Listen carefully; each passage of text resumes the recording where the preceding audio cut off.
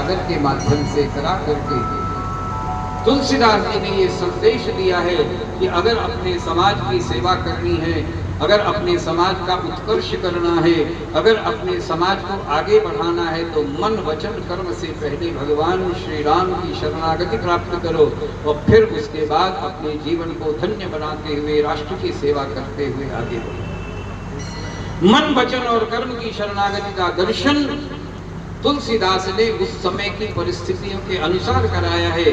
आइए हम सब भी मन वचन और कर्म से भगवान की शरणागति को ग्रहण करें। मन की शरणागति, देखो भगवान विभीषण बहुत भक्त था भगवान का, लेकिन भगवान का भक्त होने के बावजूद भी कभी भी सीता जी का हरण करके राम ने लाया, कभी सीता जी का हालचाल पूछने के लिए भी नहीं गया। हमारा मन भी ऐसा ही है, भगवान की ताली बजाते हैं, भोग पे सेवा करते हैं, लेकिन उसके बावजूद भी भगवान का काम करने के लिए कभी जाते ही क्या। मन की शरणागति, मन को, शरीर भगवान को अर्पित करो। मन को अर्पित करना, भगवान जब रावण की लात खाता है विभीषण, तब जाकर के भगवान राम की शरणागति अर्पित करता है। शुक की शरणागति कर्म की शरणागति है। शुक बहुत विद्वान ब्राह्मण था, बहुत बड़ा आश्रम था।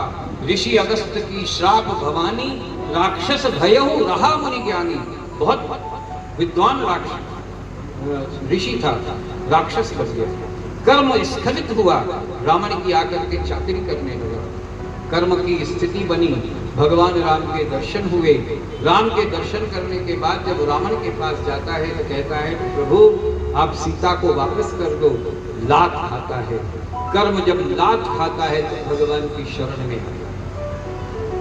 सुंदरकांड करना हो तो अपने कर्म को ठीक कर लो, अपने भाव को ठीक कर लो, अपने मन को ठीक कर लो। मन अगर भगवान के नाम से होगा तो लात नहीं खानी पड़ेगी, फिर हाथ में हाथ दे करके भगवान आपको समुद्र का पार करा देंगे, भव समुद्र को पार करेंगे।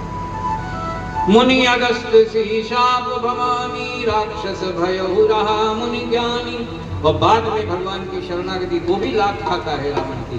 बाद में रावण की गति, रावण की महल से निकल करके भगवान की शरणागति ग्रहण करके अपने मुनि निज आश्रम कहूँ पर उधार अपने आश्रम में जाता है, पुनः अपने स्वरूप को धारण करता है, ब्राह्मण कर्म करने में संलग्न हो जाता है।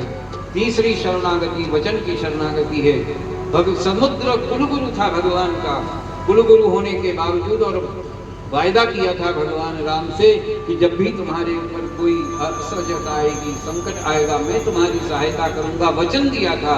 लेकिन 3 दिन का अनशन करना पड़ा भगवान को, और तब 3 दिन के बाद भी जब वो नहीं माना, तब विनय न मानत जलधि जड़ गए 3 दिन बीत, बोले राम सकोप तब भय बिन होई।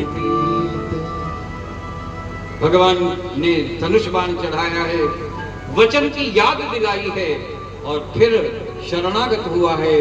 श्री राम जी के चरणों में शरणागत हुआ है समुद्र, और समुद्र की शरणागति हमें बताती है कि हम वचन जो कहें वो करें। मन वचन और कर्म की शरणागति के माध्यम से तुलसी ने ये दिखाने का सुंदरकांड के माध्यम से प्रयत्न किया है। हम सब लोगों को यह आदेश दिया है, यह सलाह दी है कि मन से, वचन से और कर्म से शुद्ध होकर के यदि हम भगवान की प्रार्थना करेंगे, आराधना करेंगे, अर्चन करेंगे तो हमारा जीवन सुंदरकांड बन जाएगा। बोलिए राजा रामचंद्र भगवान।